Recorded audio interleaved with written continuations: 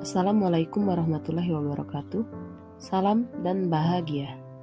Kami akan mempresentasikan ruang kolaborasi modul 1.4 budaya positif.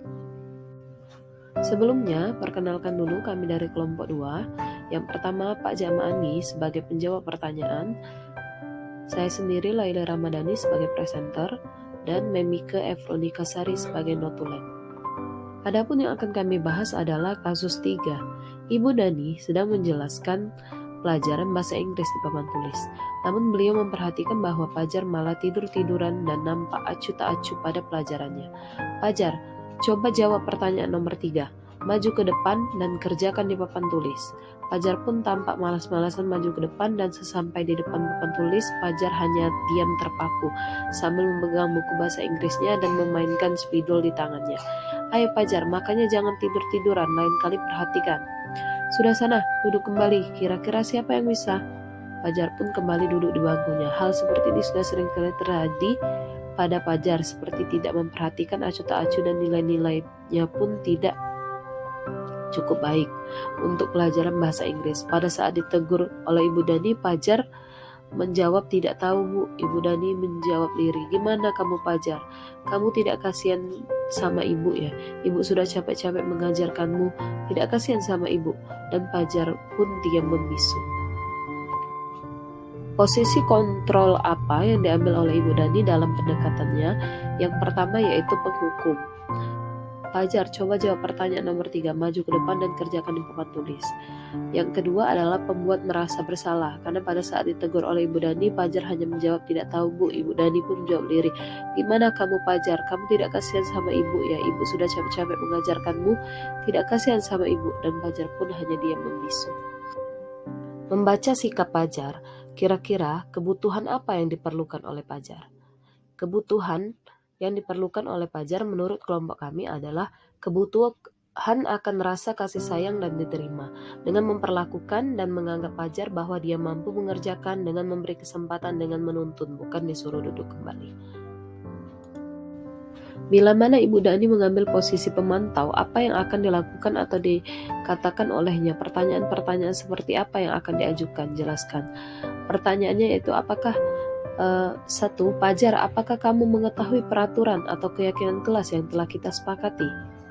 Yang kedua, apa yang telah kamu lakukan? Yang ketiga, apa konsekuensinya jika kamu melanggar keyakinan kelas kita? Pemantau menunjukkan tanggung jawab guru dalam mengontrol murid. Apabila Anda adalah kepala sekolah di sekolah Pajar dan mengetahui hal ini, bagaimana tindak lanjut Anda? Memposisikan diri sebagai manajer, yaitu mengembalikan tanggung jawab pada Pajar untuk mencari jalan keluar permasalahannya, tentunya dengan bimbingan guru, sehingga motivasi untuk berubah datang dari dalam diri Pajar sendiri. Kasus 4. Anto dan Dino sedang bermain bersama di lapangan basket dan tiba-tiba terlibat dalam sebuah pertengkaran adu mulut. Dino pun menjadi emosi dan mengadakan kontak fisik, menarik kemeja Anto dengan kasar sampai 3 kancingnya terlepas. Pada saat itu, guru piket langsung melerai mereka dan membawa mereka ke ruang kepala sekolah. Ibu Suti sebagai kepala sekolah berupaya menenangkan keduanya, terutama Dino. Dino, sepertinya kamu saat ini sedang marah sekali. Dengar itu, Dino pun mengalir bercerita tentang kekesalan hatinya. Ibu Suti pun melanjutkan bahwa membuat kesalahan adalah hal yang manusiawi dan bahwa mempertahankan diri adalah hal yang penting. Namun meminta Dino memikirkan cara lain yang mungkin lebih efektif, karena saat ini Dino berada di ruang kepala sekolah. Ibu Suti melanjutkan bertanya tentang keyakinan sekolah yang disepakati, serta apakah Dino bersedia memperbaiki kesalahan yang telah dilakukan terhadap Anto. Dino pun akhirnya perlahan mengangguk. Kemudian Ibu Suti balik bertanya kepada Anto, apa hal yang bisa dilakukan Dino untuk memperbaiki masalah? Anto menjawab, saya perlu kancing saya diperbaiki Bu. Ibu saya akan sangat marah kalau melihat kancing baju saya sampai copot 3 kancing begini. Ibu Suti pun kembali bertanya ke Dino, apakah yang akan dilakukan untuk menggantikan 3 kancing Anto yang terlepas? Dino berpikir sejenak, namun menjawab, wah tidak tahu Bu, saya lem kembali mungkin ya Bu. Ibu Suti berpikir sebentar dan menanggapi, kalau dilem akan mudah terlepas kembali Dino, bagaimana kalau kamu menjahitkan saja? Bersediakah kamu? Dino tampak ragu-ragu dan menanggapi, "Menjahit? Mana saya tahu bagaimana menjahit, Bu." Ibu Suti meneruskan, "Apakah kamu bersedia belajar menjahit, Dino?" Dino berpikir sejenak, memandang ke meja Anto dan menanggapi, "Yang mengajari saya siapa, Bu?" Dengan cepat Ibu Suti menjawab, "Pak Irfan, guru tata busana." Dino kembali diam sejenak memandang ke meja Anto yang tanpa kancing. Akhirnya Dino mengangguk, tanda menyetujui, dan sepanjang siang itu Dino belajar menjahit dan memperbaiki kemeja Anto.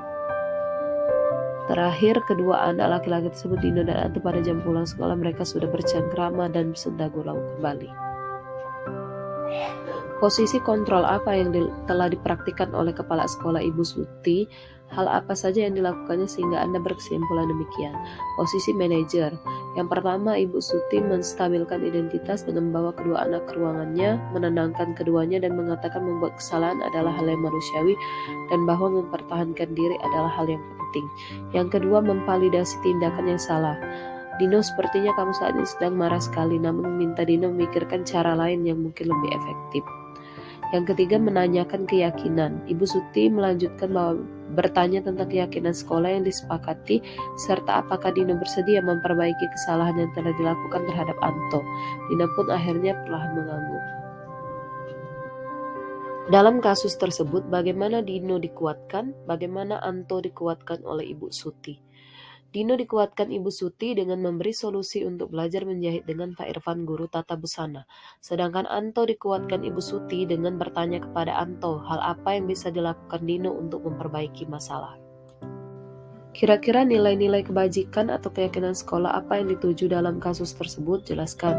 Yang pertama, hormat, yaitu meyakini bahwa sangat penting untuk menghormati semua orang dan barang milik orang lain. Yang kedua, tanggung jawab, yaitu atas semua perbuatan yang telah dilakukan.